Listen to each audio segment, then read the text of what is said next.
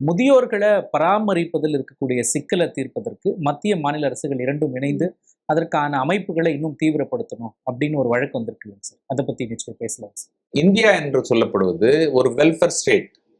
ஒரு நாடு வந்து ஒரு மக்களுக்கு உதவக்கூடிய நலம் பயக்கத்தக்க ஒரு நாடாக, ஒரு அரசாக இருக்க வேண்டும் என்பதுதான் இந்தியாவினுடைய கொள்கையே. ஏன்னா எப்பவுமே நீங்க இதை குறிப்பிட்டே இருக்கிறீங்க சார். ஒரு வார்த்தையை சொல்லிட்டே இருக்கு. நிச்சயமாக. ஏன்னு சொன்னா இப்ப பாருங்களேன், இந்த ஓல்டேஜ் பேரண்ட்ஸ் இவ்வளவு வயசான பிறகு அவங்களால நடக்க முடியாது, அல்லது ஹெல்த் வைஸா வந்து நிறைய உபாதைகள் வருது. இந்த மாதிரி இருக்கக்கூடிய இடத்துல வந்து இவங்களுக்கு எப்படி பாதுகாப்பு கொடுப்பது அப்படின்னு சொன்னா, ஓல்டேஜ் ஒண்ணு வந்து சாப்பாடு இருக்கணும், உணவு, உறைவிடம் அப்படின்னு சொல்லலாம். அப்புறம் மருத்துவ தேவைகள் இருக்கு. ஸோ எல்லாமே இந்த மாதிரி இருக்கக்கூடிய ஒரு நார்மலா ஒரு மனிதனுக்கு என்ன கிடைக்கணுமோ அது கிடைச்சாகணும். இதெல்லாம் அவங்க பசங்க தானே சார் பாத்துக்கணும். பசங்க வெளிநாட்டுல இருக்காங்கன்னா அப்படின்னா என்ன பண்றது? யார் பாத்துக்கணும்? அல்லது நான் ஒரு கேஸே பார்த்தேன் நான் இந்த மாதிரி. அது அப்பா வந்து கஷ்டப்பட்டு எஸ்எல்சி வரைக்கும் படிச்சுட்டு அவங்க பையனை வந்து வெளிநாட்டில் படிக்க வச்சிடறாரு. சரி. அவன் வந்து ஒரு ஃபாரின் வெள்ளையா இருக்கிற ஒரு பொண்ணு பார்த்து கல்யாணம் பண்ணிக்கிறான்னு வைங்களேன். அவங்களுக்கு 2 குழந்தை பிறகுது. அந்த பையன் வந்து துபாயில ஒர்க் பண்றான், செத்து போயிட்டான். இப்போ எல்லா சொத்தும் வந்து யாருக்கு வந்து ஆகுதுன்னு சொன்னா, மனைவிக்கும் குழந்தைகளுக்கும் வருகிறது. ஒரு பார்ட் வந்து அம்மாவுக்கு கிடைக்கிறது, அப்பாவுக்கு கிடையாது. சோ இப்ப இந்த அப்பா வந்து முதியோரா இருந்தாருன்னா, இவருக்கு சாப்பாட்டுக்கு வழி இல்லை, நடந்து போறாரு, பஸ்ஸுக்கு போறதுக்கு காசு இல்லை அப்படின்னும் போது மனைவியே நாட வேண்டும். மனைவி எங்க இருக்காங்கன்னா மருமகளோடும் பேரம்பேத்திங்களோட இருக்காங்க.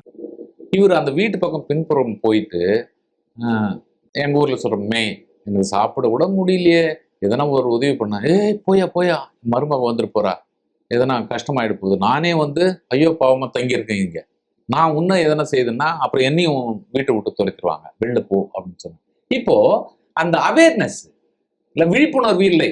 ஏனென்று சொன்னால் தாய்க்கு 25% அதுல உண்டு. 4 பேர் இருக்காங்கன்னா தாய்க்கு வந்து தன்னுடைய மகனுடைய பெனிஃபிட்ஸ்ல 25% உண்டுன்னு சொல்றோம். ஆனால் தகப்பனுக்கு இன்னைக்கு வரைக்கும் 2025 அல்லது 15ஆம் தேதி ஜூன் வரைக்கும் சட்டம் இல்லை. ஒரு தகப்பனுக்கு ஏதாவது உரிமை கிடைக்கிறதானா இல்ல. அவனா சம்பாதிச்சிருந்தாதான் உண்டு, அல்லது மூதாதையர்னா கொடுத்திருந்தாதான் உண்டு. மகன் மூலமாகவோ மகள் மூலமாகவோ எதுவுமே கிடைக்க மாட்டேங்குது. அதுக்காக வேண்டிதான் இந்த 2007ல இந்த maintenance of welfare to the parents and senior citizens கொடுக்குறாங்க.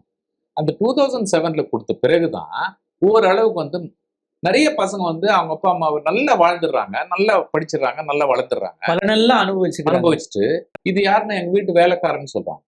எங்க வீட்டுல வேலை செய்யறவங்க விவசாயம் பண்றவரு அப்படின்னு சொல்றாங்க. அப்பா வந்து அந்த பழைய சாயமோன வேஷ்டியை கட்டின்னு இருக்காரு, ஒரு சாயமான சட்டையை அரைக்கை சட்டை மாதிரி போட்டாங்க. வார்த்தைகள்ல நோவடிக்கலன்னா கூட செயல்கள்ல நோவடிச்சிடறாங்க. அவங்களுக்கு இல் ட்ரீட்மெண்ட் தானே நடக்குது. அவருக்கு அங்க போய் கொஞ்சம் சாப்பாடு போட்டுரு அப்படின்னு சொல்லுவாங்க. எங்க அப்பா அவர் உட்கார வைங்க அப்படின்னு சொல்லுவாங்க. ஆனா நான் வந்து எங்க அப்பா அம்மாவுக்கு நல்லா சீரும் சிறப்புமாக செய்திருக்கேன் என்பதை ரொம்ப பெருமையா. சோ அந்த மாதிரி இருக்கணும். இப்ப அந்த மாதிரி செய்ய முடியாத மக்களும் இருக்கிறாங்களே. உதாரணமாக வேணும்ட்டே செய்யாதவங்க இருக்கிறாங்க, சூழ்நிலை காரணமா செய்ய முடியாதவங்க இருக்கிறத புரிஞ்சுக்கலாம். ஆமா, அவன் முன்னாடி சோறு போட முடியாது, பிள்ளைங்களுக்கு ஸ்கூலுக்கு அனுப்ப முடியாது, ட்ரெஸ் எல்லாம் எடுத்து தர முடியாதுன்னா அப்பா அம்மாவுக்கு எப்படி எடுத்து தருவான் அப்படின்னு கேள்வி வரும்பொழுது கோர்ட் என்ன சொல்லுதுன்னா, அதெல்லாம் தெரியாது, நீ என்ன செய்யலையோ அப்பா அம்மாவை பாதுகாக்கணும், அவங்களுக்கு சாப்பாடு போடணும், அவங்க ஹெல்த் வைஸா வந்து மெயின்டைன் பண்ண வந்து உங்களுடைய கடமைன்னு சொல்லலாம். சில பேர் என்ன பண்றாங்கன்னா, அப்பா அம்மா சொத்து உனக்கு 70 வயசு ஆயிடுச்சுப்பா, சொத்துலாம் என் பேருக்கு எழுதிருப்பா அப்படின்னு சொல்லி வாங்கிட்டு அதுக்கப்புறம் அவங்களை மொத்தமா நெக்லெக்ட் பண்ணி வெளில தான் நிறைய இடத்துல பஸ் ஸ்டாண்ட்ல இறக்கி விட்டு போறாங்க, ட்ரெயின்ல ஏத்தி விட்டு, எங்கேயோ ஊருக்கு போற ட்ரெயின்ல ஏத்தி விட்டு. இப்போ நான் ஒரு போக்சோ கேஸ் ஒண்ணு ஜெயிச்சேன் 29/4/25ல.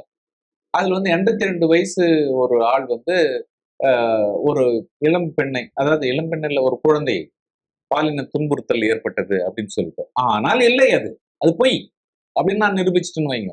ஏன்னா அவருக்கு உங்க பேர் என்னன்னா, என் பேரா, எங்க வந்திருக்கீங்க, கோயிலுக்கு வந்திருக்கிறேன்றாரு. எங்க கோர்ட்ல உட்காந்துன்னு கோயிலுக்கு வந்திருக்கிறேன்னு சொல்றாருன்னு வைங்களேன்.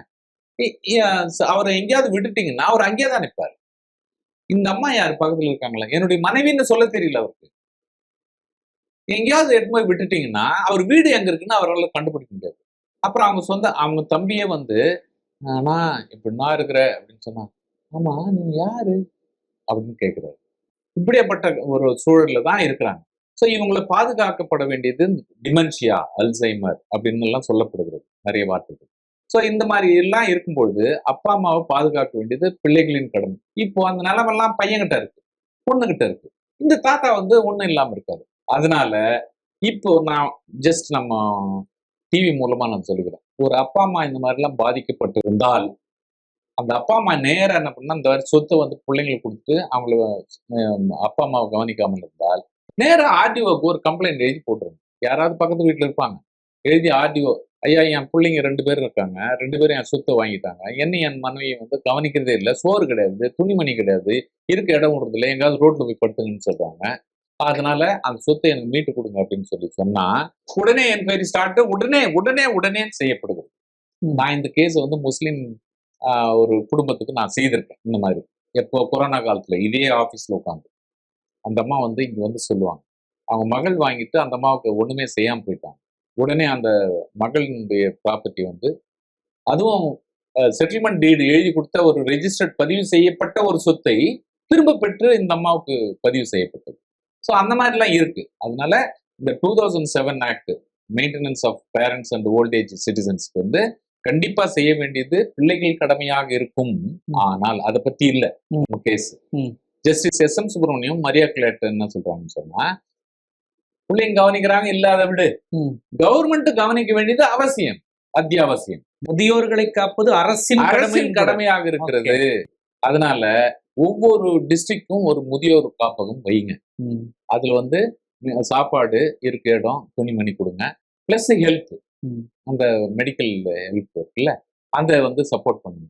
இதுக்கு வந்து கவர்மெண்ட் ஆஃப் இந்தியா இருக்குல்ல, அவங்களுடைய வெல்ஃபேர் ஆபீசர், இந்த பிரின்சிபல் செக்ரட்டரி, தமிழ்நாடு கவர்மெண்ட் இருக்குல்ல, இதனுடைய பிரின்சிபல் செக்ரட்டரி, சமூக நலத்துறை, வெல்ஃபேர் டிபார்ட்மெண்ட், 2 பேரையும் வந்து சூமோட்டோவா, அதாவது கோர்ட்டே தானே முன் வந்து அந்த 2 பிரின்சிபல் செக்ரட்டரியும் உள்ள சேர்க்கிறாங்க. சென்ட்ரல் கவர்மெண்ட் செக்ரட்டரியும் கூப்பிடுறாங்க, ஸ்டேட் கவர்மெண்ட் செக்ரட்டரியும் வா அப்படின்னு சொல்லும்போது சென்ட்ரல் கவர்மெண்ட் வக்கீல் சொல்றது, ஐயா நாங்க பணம் எல்லாம் கொடுத்துறதுக்கு தயாரா இருக்கோம், ஆனா அது வந்து ஸ்டேட் கவர்மெண்ட் தானே கவனிக்கணும் அப்படின்னு அப்படி நழுவுறாங்க. அப்போ ஜட்ஜஸ் என்ன சொல்றாங்கன்னா, பணம் கொடுத்தா மாத்திரம் போறாதுங்க, அந்த பணம் எப்படி செலவு பண்ணப்படுகிறதுன்னு கவனிக்க வேண்டியது உங்களுடைய வேலை தானே. சென்ட்ரல் கவர்மெண்ட் நீங்களாம் விலைக்கு போக முடியாது, நீங்க அதை பாதுகாக்கணும், அதை பராமரிக்க வேண்டியது உங்களுடைய கடமையும் ஆகிறது என்று சொல்லி இந்த 2 பேருக்குமே வந்து ரிப்போர்ட் எல்லாம் தயார் பண்ணி கொடுங்க, என்ன பண்ணிருக்கீங்கன்னு சொல்லிட்டு. ஒவ்வொரு டிஸ்ட்ரிக்டும் ஒரு முதியோர் காப்பகம் இருக்க வேண்டும். அவர்களுக்கு தேவையானதை சாப்பாடு, துணிமணி, ஹெல்த், அந்த மாதிரி எல்லாம் எல்லாமே கொடுக்க வேண்டியது அவசியமாக இருக்கிறது, பார்த்துக்கணும் அப்படின்னு சொல்லிட்டு ஸ்டேட் கவர்மெண்ட்டுக்கும் சென்ட்ரல் கவர்மெண்ட்டுக்கும் ஒரு உத்தரவு போட்டிருக்காங்க. 2 பேரும் சரியா பண்ணுவாங்கன்னு நம்மளும் நம்புவோம். இந்த வழக்கு முதியோர்களை காப்பதுல ஒரு சிறந்த வழியை, ஒரு தீர்வை கொடுக்கும் அப்படின்னு நம்ம நம்பலாம். கொடுத்திருக்கு, கொடுத்தே இருக்கிறது. ஆமா, செய்ய வேண்டியது அரசாங்கத்தின் வேலையாக இருக்குது. அதனாலதான் அரசாங்கத்தின் முக்கிய பணியாக இருக்கிறது, கடமையாக இருக்கிறது. முதியோர்களை காப்பது அவங்களுடைய குழந்தைகளோட கடமையும் கூட, பிள்ளைகளோட கடமையும் கூட, அரசின் கடமையும் கூட. நிச்சயமாக மத்திய அரசின் கடமை, மாநில அரசின் கடமையும் இருக்கு. 3 பேரும் காப்பாற்றணும். ஒண்ணு பிள்ளைங்க காப்பாற்றணும், இல்லைன்னா சென்ட்ரல் கவர்மெண்ட் காப்பாற்றணும், ஸ்டேட் கவர்மெண்ட் காப்பாற்றணும். 3 பேரும் காப்பாற்றணும். இது எல்லாருடைய கடமை. Okay sir. இன்னைக்கு மிக முக்கியமான 3 வழக்குகள் குறித்து சட்டப்பூர்வமாக பல்வேறு கோணங்களில் விளக்கியதற்கு நன்றி. மகிழ்ச்சி. நேயர்களே, மீண்டும் மற்றொரு நிகழ்ச்சியில் சந்திக்கலாம். நன்றி, வணக்கம்.